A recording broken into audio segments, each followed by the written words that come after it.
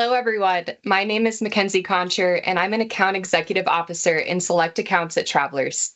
Thank you for joining us for Dive In Festival 2023, which is taking place in over 35 countries this year. The goal of Dive In is to provide moments of insight and inspiration alongside knowledge and tools for you to take back to your company to help make a tangible difference in building inclusive workplace cultures. I'm excited for all of you to start challenging yourself and your teams on how we can see generational diversity as an opportunity instead of a threat in the workplace. Our topic and the title of this event is Gentelligence, a revolutionary approach to leading an intergenerational workforce and how to increase innovation in the workplace. I'd like to thank our sponsors, Travelers Insurance and Arch Insurance, for helping this event to take place today. And a very special thanks to our presenter, Megan Gerhardt, for speaking on this important and impactful topic. Today, Megan will speak to you about generational intelligence and innovation in the workplace, and then we will have a Q&A after Megan's presentation. Please be sure to enter your questions into the chat during the presentation, and Megan will address questions after her presentation during the Q&A. At this time, I'd like to introduce my co-hosts, John Carter, an Assistant Vice President in Corporate Technology at Travelers, and Miranda Kearns, a Manager in Global Internal Audit at Arch.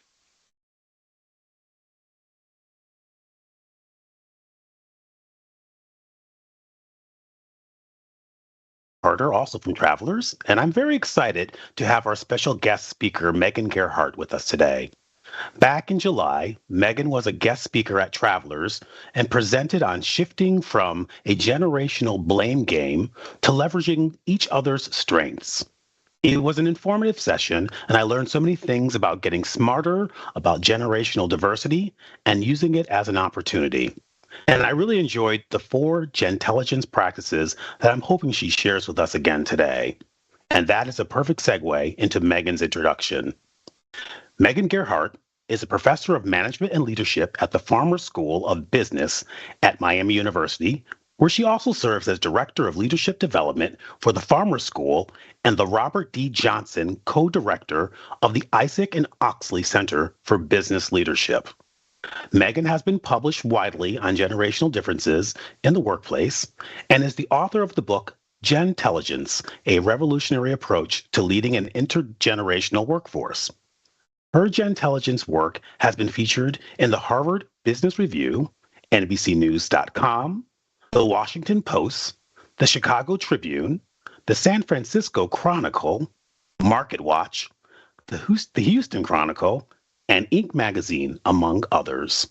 Please welcome Megan Gerhardt. Hello, everyone, and thank you so much for the invitation. I'm excited to share this idea with a broader audience today as part of Dive In, and I'm excited to give you hopefully a new way to look at something that you might be seeing right now as a potential challenge. So with that, I'm going to jump into a story and some content, but looking forward to also hearing your questions as we head towards the end of our session today. So please do keep those coming. So I'm excited to share with you my presentation today on Gentelligence.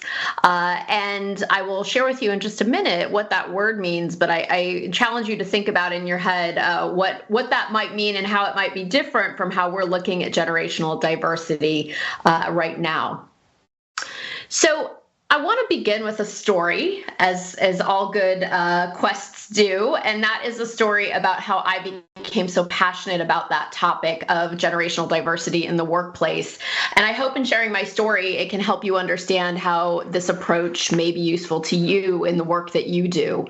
So I first began my own career about 20 years ago when I became a professor at the university where I remain today.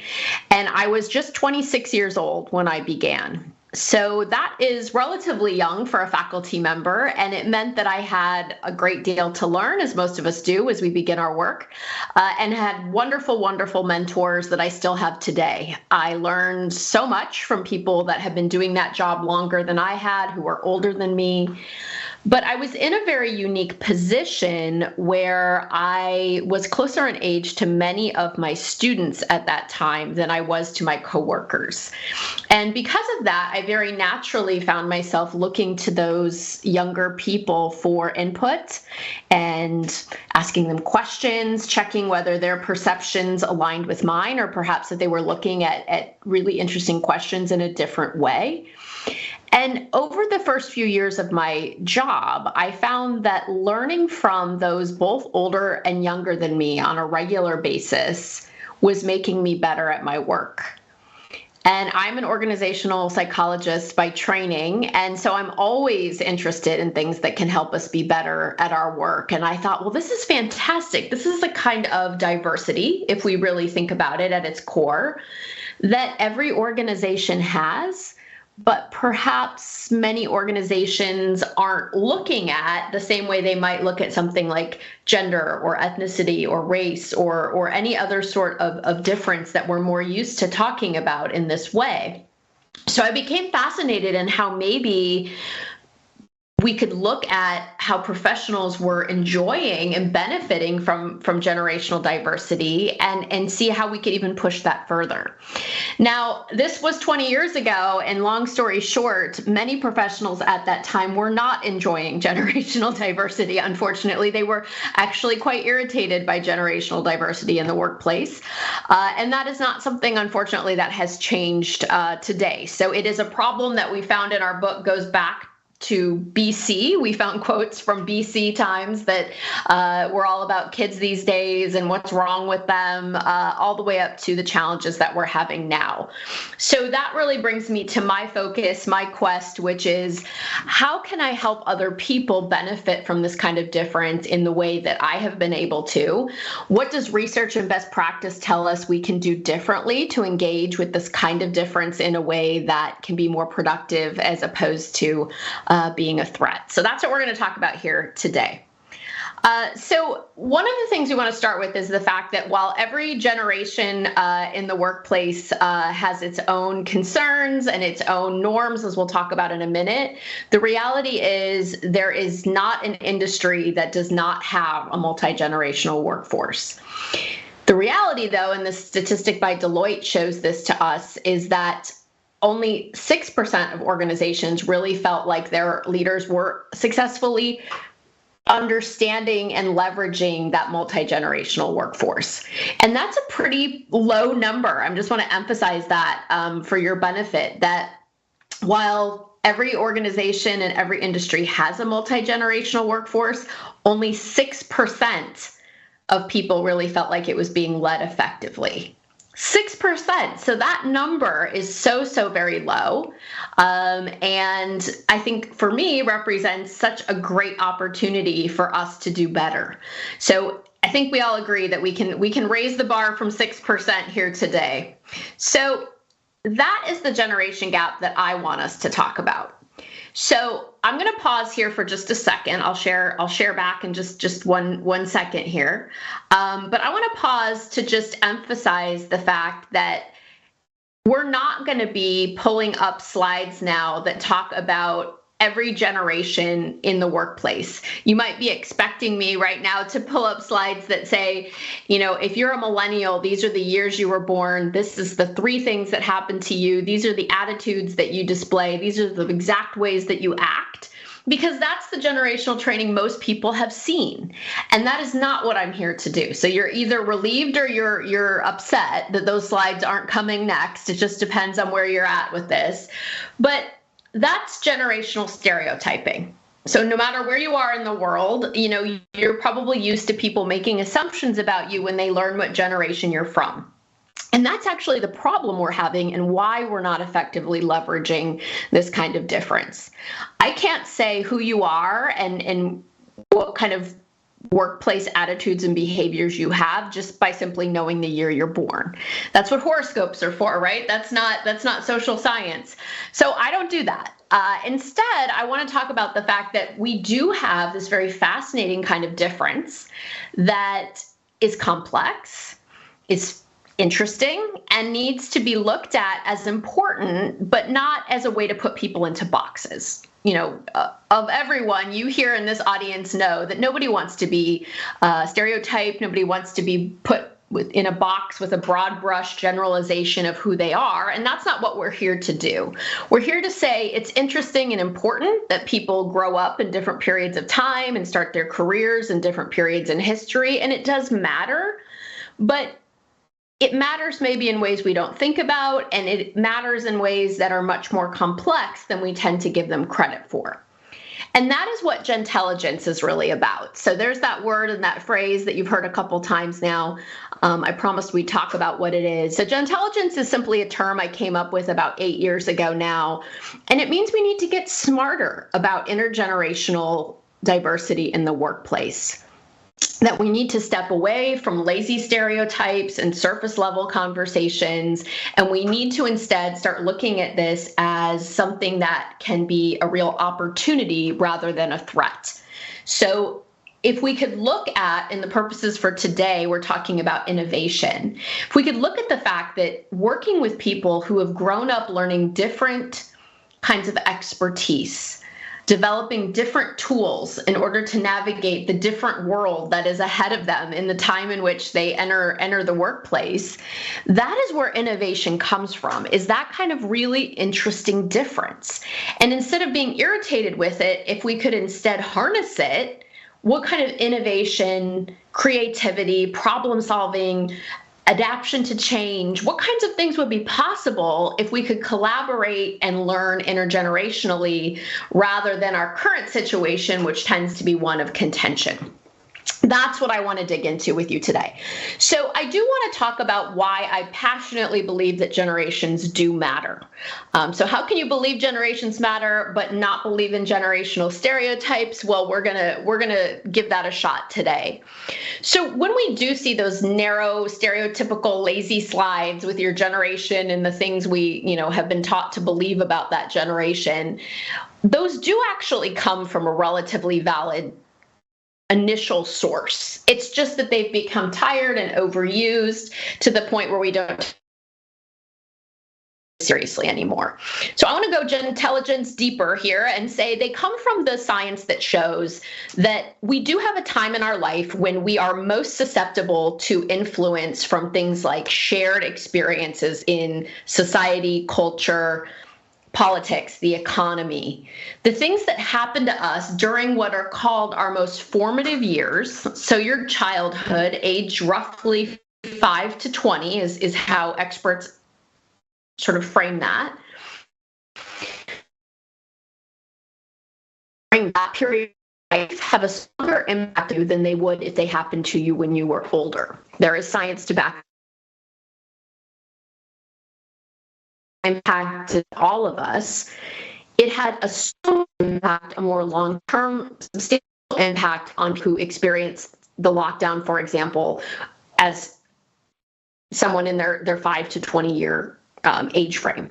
And that is because of the neuroscience around when you're starting to form connections in your brain, your attitudes are being formed and influenced, and you're making connections that later on in your life have already been formed.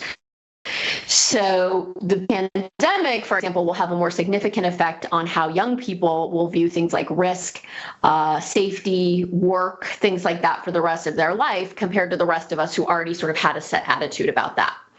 And that is why we see those laundry lists of formative experiences associated with generations. But the way they actually impact us and the way they actually matter is they do influence what I like to refer to as generational norms. So when we talk about generational norms, we're saying we could map over time that a norm for a Gen Xer is substantially different than a norm for a baby boomer or a millennial on a particular issue. It doesn't mean every person in that generation feels that way or acts that way, but we saw frequencies of those things ebb and flow over different generations, and that we can track. So I love that because it doesn't insist we're all the same, but it does acknowledge that there is something to the impact that things like those formative events may have on the way we view ourselves and our world, and those do surface in those behaviors and attitudes that often catch us up at work. So I love the phrase generational identity because I think that helps us understand that it's just one part of who we are. And this quote from Vanity Fair is also a great way to think about that. It's what we went through together as people coming of age in a particular time in history. So that said, I want to add one more piece to our foundation, and then we'll jump ahead to why we're really here, which is the tools that I want to share that will hopefully help us approach this topic in a better way. If we think about generational identity, we can think about that as just one layer of who we are. So I have it here in the diagram. And when we allow it to be one layer, we're acknowledging it as important, but we're also saying there's so many other parts of who you are that matter. So you see, I have age here. Age and generation are connected, but they're not the same. I just, for an example, put gender, but we certainly could put your ethnicity, your socioeconomic status, your religion, your sexual identity, where you are in the world. We can continue to add lots and lots of layers to that, to whatever sorts of layers of identity are relevant to you. And I'll tell you, so many great conversations with people around the world about the way that those interact together. What does it mean that I'm an older millennial, or that I'm a female who's also a Gen Xer, or an immigrant, right? Well, how do those things interact together? That allows us to have those complex, deep conversations where people feel like their generation can matter without it putting them in a box. So I know we have a global audience today, and I wanted to really talk about the fact that, I very easily could put up the list of generations that we here in the US recognize. Those are similar in places like the UK, Canada, Australia. But if we went to a different part of the world, those wouldn't be the same generational categories necessarily. And so I did want to be really inclusive and recognize that in a second, you will see some generational names that many people will recognize, but it even doesn't matter so much what generations we're talking about. What I want us to focus on during our time today is it's a kind of diversity. Growing up in a different time and in a slightly different way than people a lot older or younger than you is a kind of difference that we should value and leverage. And around the world, this is a challenge. It doesn't matter what we call the generations. This idea of generational conflict is something that we have seen in all the different cultures that we've studied. So this will continue. This is, as I said, something we've seen throughout time. It's reached spikes when the millennials entered the workplace. When now in the US, we have 5 generations working together for the first time ever because people are living longer and working longer. But if we had the same conversation in 30 years, we'll have a slightly different set of generations, but we might end up having the same challenges unless we start approaching this topic differently. So I want to talk today about where we're at, and then I want to end with where I hope we will go.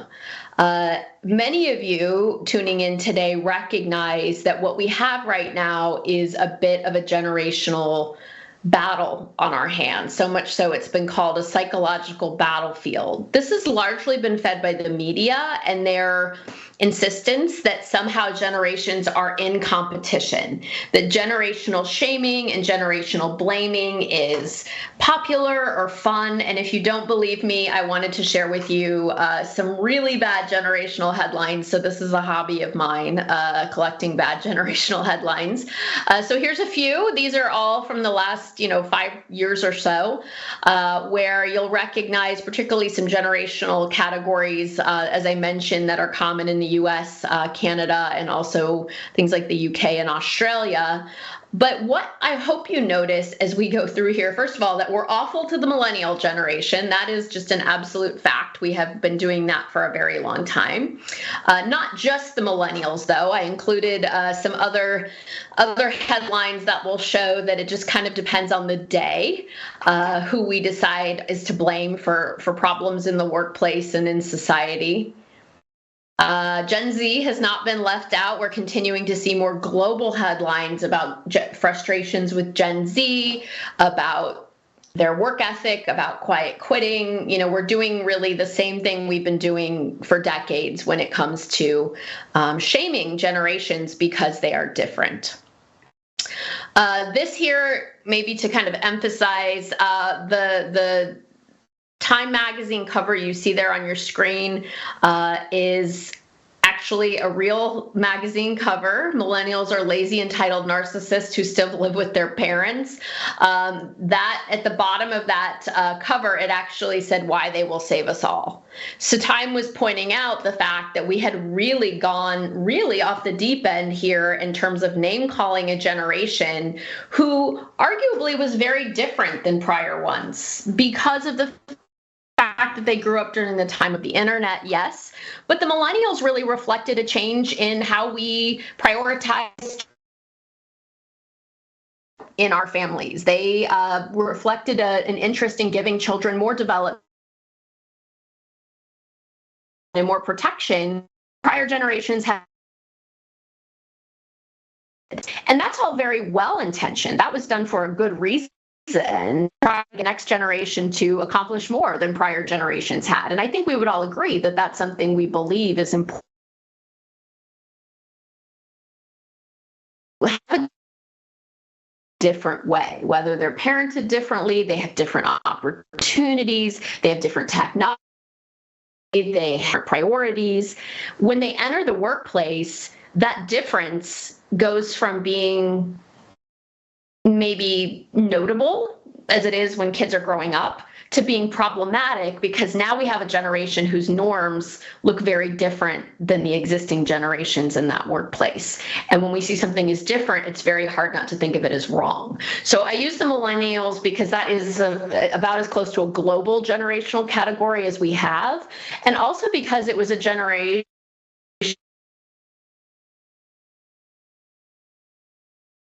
different and their expectations about work and their work than what prior generation had come to believe was correct. You'll see here with that magazine title that we really blame them for the difference that they brought to the workplace, which was really a huge waste of the uniqueness that they bring.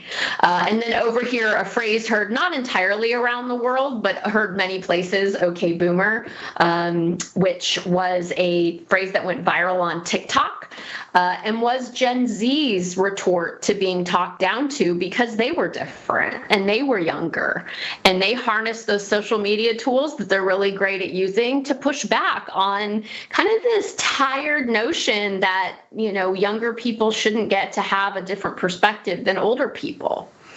But don't get me wrong, Gentelligence is about honoring and championing all generations. So, okay, boomer is not a Gentelligence phrase. It makes sense why that generation would not want to be treated the way we treated our millennials. But it's also not inclusive and recognizing the importance of different generational perspectives. All of this is designed to bring us to this really important message, which is that it's time to have smart intergenerational conversations. And whether that's boomers to millennials or an entirely different set of generational categories, we need to do better. We would not allow headlines like the ones we just saw if they had to do with race or gender or ethnicity or religion. We would be horrified. We would push back. And we need to push back on the fact that we're shaming people based on the year that they were born. We're giving connotations to boomers or millennials or Gen Z or Gen X or whatever generational category you are part of. And we are creating negative connotations based on stereotypes. And for some reason, we've given that a pass when we wouldn't allow it with any other kind of diversity or difference. I want to point out the benefit it could have to approach it in a different way. So you can see here on the screen, I won't read these to you, but we are paying a price for this ignorance. We are paying a price to being maybe complicit to the way that generations have been treated in the workplace as wrong because they're different. We're losing our talent, turnover in all generations. Whether it's our oldest workers who feel edged out, who feel pressured to an early retirement, who feel unheard in the workplace, or our youngest workers who feel like they are not being given a voice that they were raised to expect they would have, whether we are calling younger people entitled because they want to speak up and share different ideas, or we're lobbing an okay boomer at someone who's older because we don't want to listen to things that they want to share, or anyone in between. People my age who aren't sure exactly how they fit in. They're not the newest people in the office, but they're not the most tenured people either. And are their perspectives being valued? So the number one reason people leave jobs, regardless of age, is they don't feel valued. So you can see the damage that would have to teams, to work engagement. And now, of course, we're really thinking with all the demographic shifts going on, we need to be paying more attention to things like knowledge transfer. If we don't have generations listening to each other, if we have everyone sort of putting the proverbial hands over their ears, how are we transferring knowledge from older to younger, younger to older? How are we creating the necessary conditions for many things, including innovation, which is what we're here to really talk about today? The good news, I've painted a bleak picture, but I promise I am here with good news, is it doesn't have to be this way. The potential for generational diversity, if it's leveraged well, is really phenomenal, and in the ways that you see here. So if you can picture for me a workplace where we find it fantastic that different ages and generations of people have access to things like different skills. My son is 18. He knows how to do different things than I knew at 18. And I can learn some of those things now, but he grew up knowing them. So that's fantastic. That's wonderful. That's a set of potentially complementary skills. When we talk about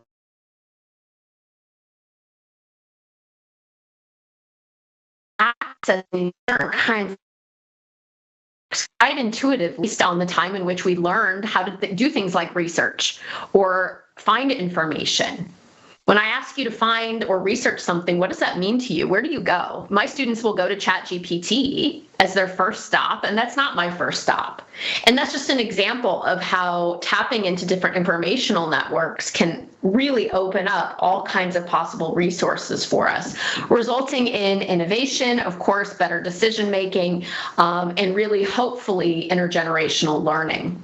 So a story I want to share with you here is that when we were interviewing people for our book, people who had sort of unlocked the code here on how to leverage this kind of difference in an effective way, we talked to a man who ran a research lab. So talk about a place where innovation, of course, is vital. And he was talking about his intergenerational lab team and gave us this example of, there was a day when they had a really critical part break and they were on a deadline for a grant, and he left the lab and he said, look, I don't care how you guys get it done. That part needs to be working in the morning or we're never going to meet this deadline. And he came back and he said he had 2 identical parts sitting on the table, working parts, when he arrived the next morning. And he said, well, there must be a story here. What is it? And his older lab tech, so this in case was a baby boomer, said, well, I fixed the part. He got in and he fixed the wires and he used a screwdriver and he made that part work. He used kind of this, can-do attitude that was very inherent in so sort of how he was learned to get things done. He was learning how to do that. And his Gen Z lab member said, well, I just overnighted one on Amazon. And I love that story because it's such a great example of the different ways we can approach things. And in this case, they ended up successfully helping them get that part and helping them meet their deadline. But now imagine combining those, a little bit of each of those, and what new solutions we could create as a result of that. And we saw so many examples of that when we were doing research for the book.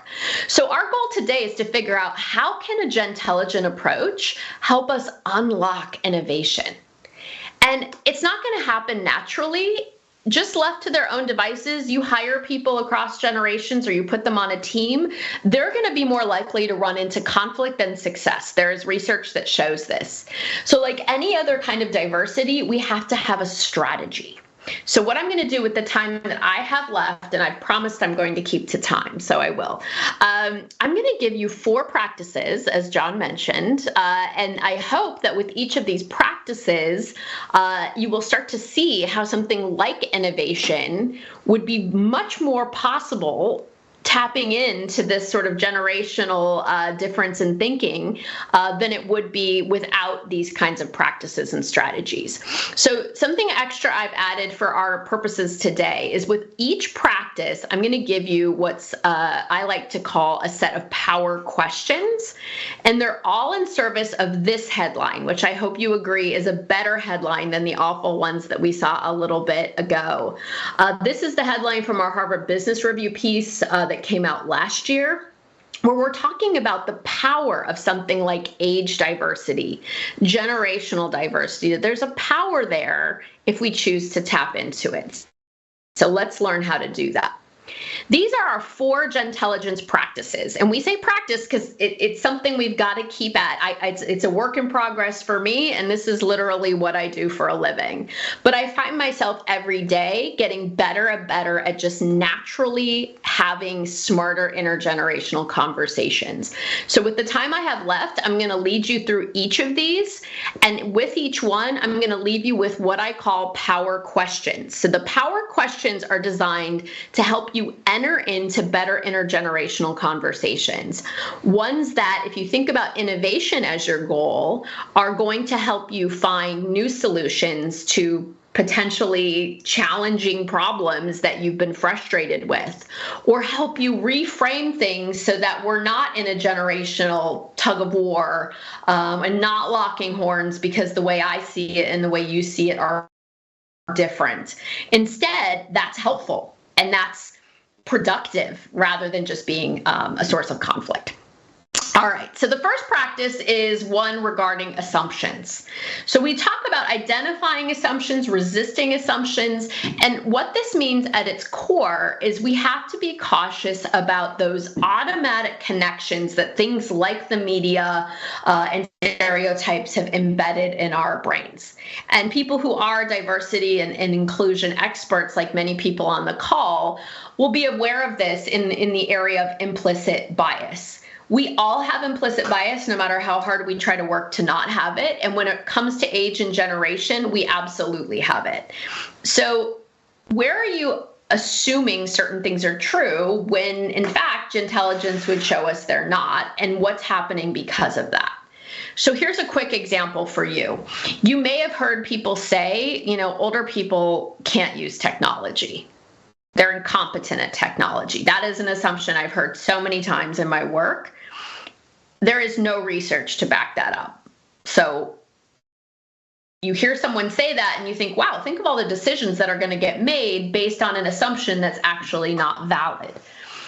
So where does it come from? Instead of assuming that or just accepting that as truth, if you hear someone mention in a meeting, digging deeper, we see that older people are just as competent as younger people in using.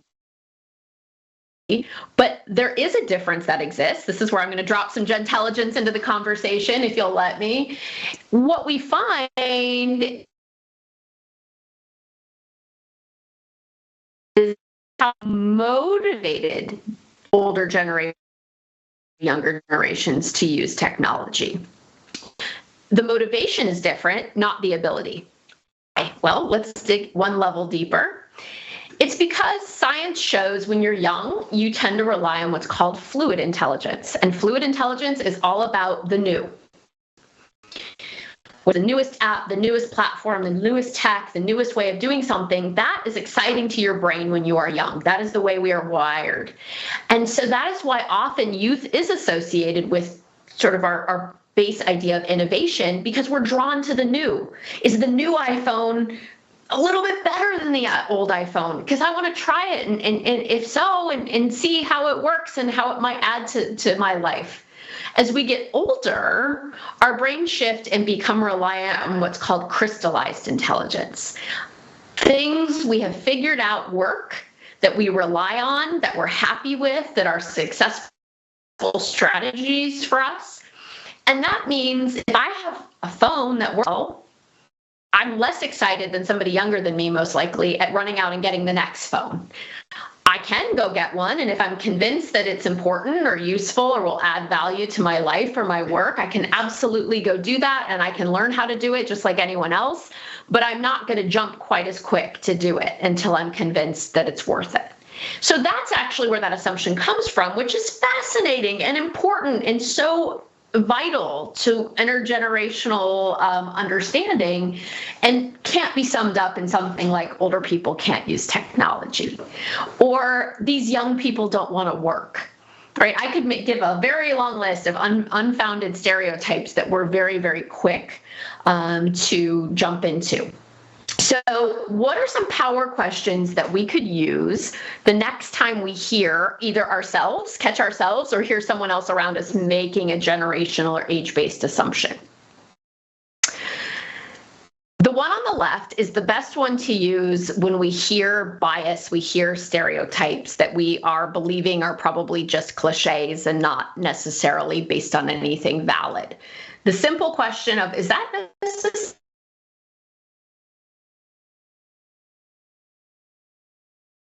That poke holes in the idea that young people don't want to work or older people can't use tech. The one on the right's a little bit different, but it's still based on assumptions. So if I'm having a conversation with a colleague of mine who is 22, and we're talking about flexible workplaces, and we've been fighting back and forth in a good-spirited way about how many days a week should be in the workplace and how important is flexible work, I might be assuming they define flexible work the same way that I do. And in doing so, that assumption might be causing us to have conversations where we're talking maybe over or under each other. So just as much as we need to be careful not to assume difference based on age and generation, we also want to check when we're assuming similarity. When I say, I'm interested in, connecting with you later, do I define connect the way that you define connect? Do I find flexible work the way you define flexible work? So that's where that second question comes in. Well, hold on, I wonder if we're defining this idea in the same way. Could you tell me what it means to you? What does success mean to you? What does development mean to you? What does feedback mean to you? We could just keep going for hours on that. So those are two questions that I get a lot of use out of. I would love to have you try them out and see if they can help you with this assumption practice. All right, the second practice here is adjust the lens. This is my favorite practice, and it's all about recognizing those generational norms I talked about are the way in which, in part, we view the world. I view norms at work based on the norms I grew up with, the norms that have worked for me, the norms that make sense to me, as do all of us. Our identity shapes those norms. And just like you would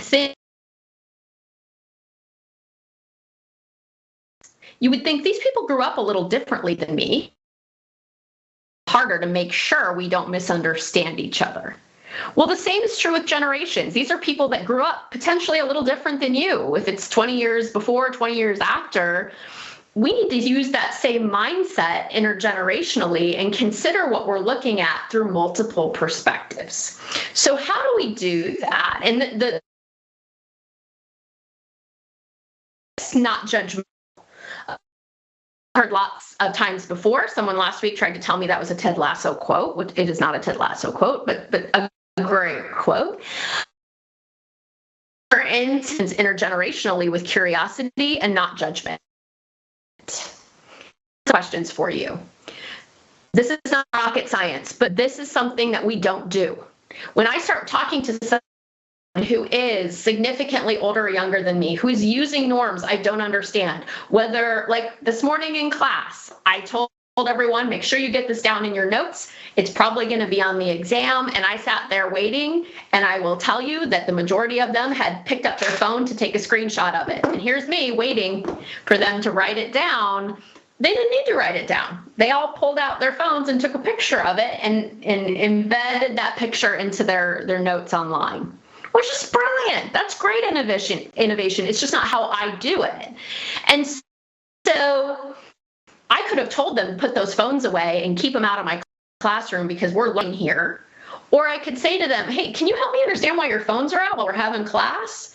To which they might say, oh, sometimes I like to take a quick screenshot so that I can embed an image into my notes. judge that as oh, you shouldn't have a phone out during class. Somebody who never had a phone in their classroom growing up, I would have missed a great innovation that allows them to probably learn and retain information differently than I did when I was growing up. So those questions around being curious, what point of view might I be missing here? Can you help me understand why you're doing it that way or why you view it that way? Is a great entry into really that curiosity where we're open to the fact that there might be a different and potentially even better way to look at it than the way that it first occurs to us. All right, so as we kind of get to the end here, I am being mindful of time. I want you to remember as we head into these last two practices that research finds that across generations, we share really similar needs. Generations are wonderfully different, but deep down, we're all people who have needs for things like respect and connection and competence. And in doing so, we can recognize that there's common ground here for us to pull from. Where we tend to get have these universal needs, but often those norms we've learned to fill.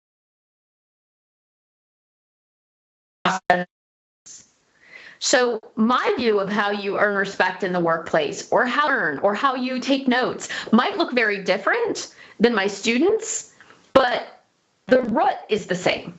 And that's what I want you to remember, that often we're not as far apart as we think, but if we get hung up on the fact that you're approaching it in a different way than me, and we judge that, we're really shutting innovation off instead of fostering it. All right, last two, and then we'll turn it over to questions. So the last two practices here is how do we strengthen trust? How do I trust that people older and younger than me are there to collaborate with me, that they respect my needs as sometimes similar, but also sometimes maybe a little different than their own, that my norms are seen as interesting rather than wrong? And how do we create kind of that psychological safety where we're all here for the same purpose?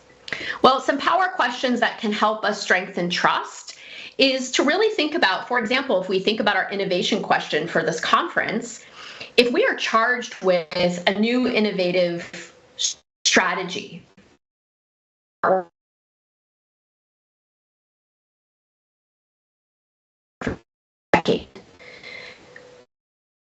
we can agree that our goal is the same, that we're all here for the same mission.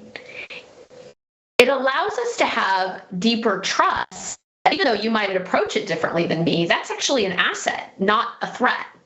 So here's some questions and some statements that we can put into play to show others that we trust their intentions are good. We trust that their core needs are probably similar to ours, even though what we're looking at may be confusing or not look like what we expect. So if you're locked into I want to do it this way and this person wants to do it that way, questions like, let's just back up. Is it possible our goal is the same, but the way we're approaching it might be a little different, right? You're overnighting that part on Amazon and I want to get a screwdriver. Or you hear a contrary perspective. Could you say, interesting, I wouldn't have thought about it that way. Could we try to balance both of these ideas? And you're creating trust that you're open to a new way, you don't find it threatening, and you want to find a way to combine those different perspectives, those different wonderful views that come with growing up in different points of time in a way that's productive. And finally, the last practice, we call it expand the pie. And I was actually reading an article about Gentelligence that was written in Spanish that came across my news feed that someone sent to me. And the translation was wonderful. It said, make bigger cake, which I loved more than expanding the pie. But this just means a win-win. You know, if you go back to my beginning story, that learning from people both older and younger than me, I really genuinely feel has made me better at my work. How could I possibly feel threatened by people older or younger if I truly believe being open to their perspective has benefited me and the organization that I work for?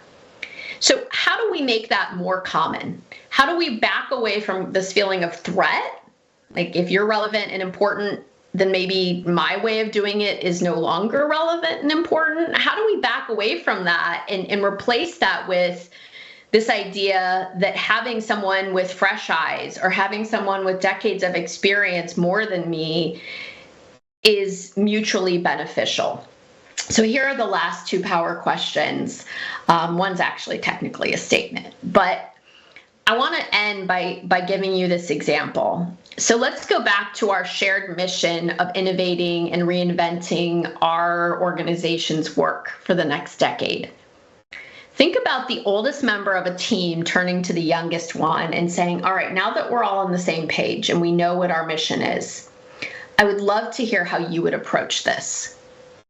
That one simple statement from someone older to younger shows mutual respect.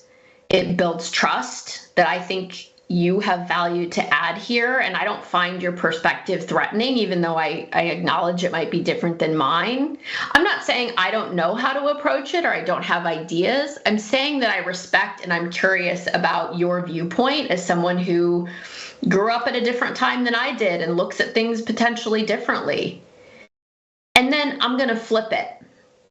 What if I'm the youngest person on the team that has what I think is a great possible new approach, but I don't know, and I don't want to overstep, and I'm not sure if the idea is raw or if it's been tried before. What if I turn to one of the older members of my team and I say the exact same thing?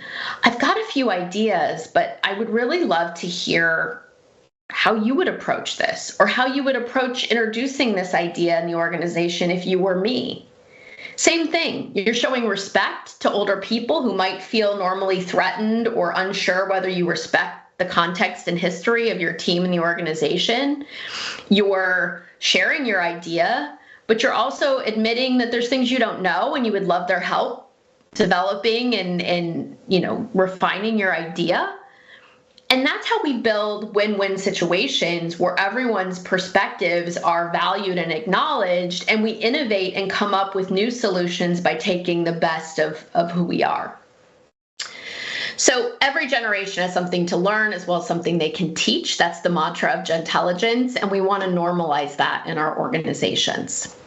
All right, so if you're interested, this was obviously the very short taster version, but we really dig into a lot of tools, organizational practices around all of these ideas. So I welcome you to check out the book if you want to learn more. And then finally, as we turn to questions, if you would like to keep the learning up, I do have a training exercise with those 4 practices that will automatically send to you if you either use the QR code or the text option, just auto sends to you. My co-author of the book is a millennial. He created that QR code for me because I don't know how to do that. So that's Gentelligence in action. And that will get you to some more resources that might help you really put these practices into play. So with that, I'm going to turn it over and see if we have had any questions.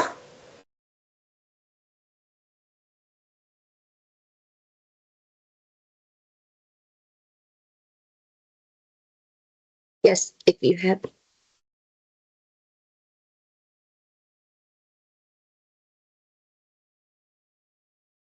Yes, if you have any questions, please enter them into the Q&A. And we just want to say a big thank you to Megan for being here with us today, for sharing your insights on Gentelligence and leading an intergenerational workforce. I don't know about everybody else, but I had several takeaways, such as when you told about learning from both older and younger than you and how it made you better, about generational stereotyping and how we don't know all about a person based on their age, championing all generations, and your 4 Gentelligence practices. And I had to say I could relate because I also had a scenario like you mentioned. When I went back to school 10 years later, I missed a class and I tried to start copying another student's notes and they suggested I just take a picture. So that was so smart, but I was used to the way I grew up taking notes. So definitely a great point about learning innovative ideas from other generations. Right. So let's start with a question here. In addition to trying to understand different generations, how can we show that we're willing to have open discussions or seem more approachable? Great question. I think sometimes what we need is to be proactive. If we know that we have already, even if it was unconsciously, subscribed to some scripts where people who are feeling marginalized, they're feeling unvalued, they're feeling unheard, maybe because they are older, younger, somewhere in between.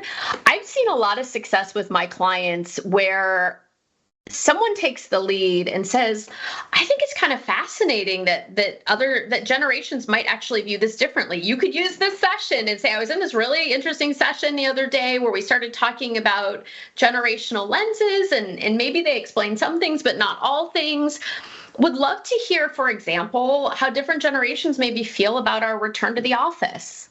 We know everybody wants flexibility, but maybe for different reasons. Like, what's a point of view here maybe that we've been missing or that hasn't been heard? So I think, Miranda, really just inviting people to share a generational perspective. They don't have to apologize for it. They can feel like, yes, I would love to tell you that, I feel like a lot of people my age, really are missing being back in the office because we want to network, or we want to, establish some connections and relationships with our boss or our team, or go grab a cup of coffee. And maybe my older colleagues don't need that as much, but younger people, I think we're really feeling like we do. Like, just sort of proactively having those conversations, I think, can be a great way to set a new norm that we don't shy away from those things. We actually think they're fantastic, and we want to represent those points of view. So that would be my suggestion there, in terms of a way to just get that ball rolling.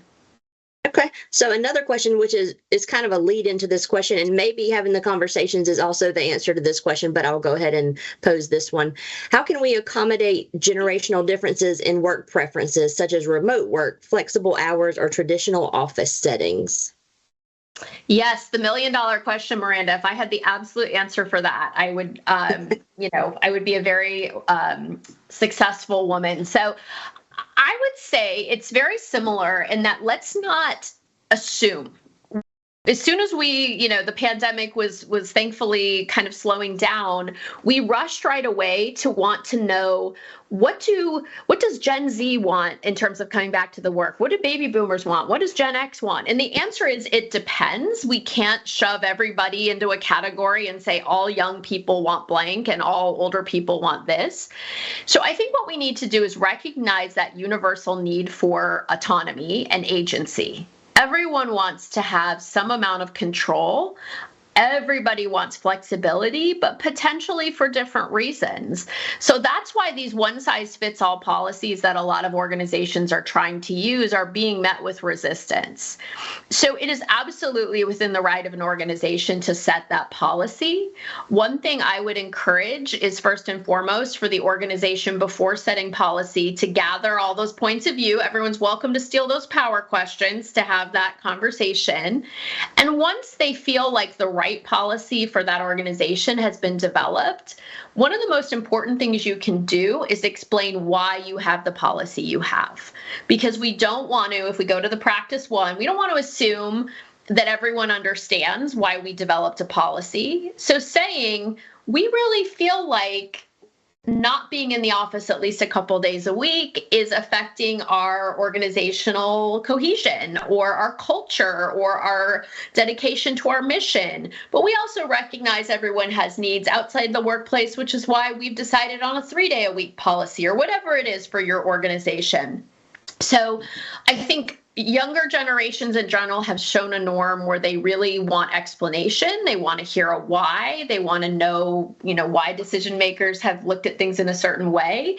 And so I think providing that explanation was very helpful to all people in the workplace, regardless of age, so that they can feel like somebody really considered their needs, and, providing opportunities for people to have as much flexibility is reasonable, to acknowledge that depending on life stage and career stage, that those needs might look a little bit different.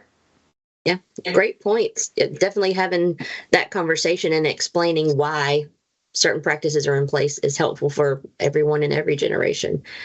So another question that we have is, how do generational differences impact our recruitment and retention strategies? And how can we attract and retain top talent from all age groups? I love that. That's a great people strategy question. I want all organizations to audit their recruiting policies first and foremost. It is career fair at my university today, so the stress is oozing out of every pore up there. But one of the things I think our post-pandemic workforce world has given us the opportunity to do is kind of go back to a blank slate and ask that question of why do we do it that way? So when it comes to recruiting talent, the number of job listings I've seen that say things like 3 to 5 years experience. Okay, I want to know why. Like, I'm going to play the part of a younger generation that has a strong norm against towards asking why, as I said before. Why do I need 3 to 5 years of experience for this job? So if I'm the person recruiting, I think it's very, very reasonable to look at it and say, does anybody remember why we asked for 3 to 5 years of experience? And if the answer is, oh, I can tell you because these are the following things we found happen when someone has that number of years of experience, that's really important in this role, great, keep it. That's the policy that works for you. But most of the time, the answer is, I have no idea. It's always just said that. In which case, let's have a conversation. Things are changing quickly. Does somebody really need 3 to 5 years experience? Are we losing our youngest talent or the opportunity to recruit our youngest generation because we have this antiquated, requirement? On the other hand, are we using language like young tech, maybe not young, tech savvy, energetic candidates, which is code for we want young people, but we're not going to really say that. What are the implicit messages being put out by your organization that might make, for example, an older candidate think, oh, they don't want me, or I wouldn't fit there? And then finally, we don't want to miss the people in the middle, right? The people that are between a Gen Z and a baby boomer or a silent generation. Do you have opportunities or clear on-ramps for people who might want to return to the workplace, either after raising children, taking care of elderly parents? Maybe they want to make a mid-career shift and aren't sure that's going to be possible for them. Things like returnships, things like upskilling, reskilling programs where you're signaling, we want great talent, whether it's been out a year, 10 years, 20 years, 40 years. Where could you do better? I think just an audit is really, really necessary and important, because really what we want to do is make sure we're building a culture where people feel like their needs are recognized and appreciated, even if they're different. I think a theme that I'm seeing here from your answers to some questions are make sure we have evidence and support for why we do what we do. So that's a great thing to think about. So I think we're going to wrap up now. We don't really have time for any more questions, but I just want to say thank you again, Megan, for being with us today, for sharing your insights and giving us all some things to take away and think about that we can use in our organizations. Also, thank you to each of you for attending this session. Your participation in the festival sessions is invaluable, so don't forget to join in the conversation on social media with your images and your highlights using hashtag #DiveIn2023. We invite you to go back to your organization, start conversations, ask questions, think about the way you manage your team, and think about the way you work with others. But most important, take steps to put these learnings into action. Thank you for giving your time to be part of this year's Dive In Festival. Hope you have a wonderful rest of your day.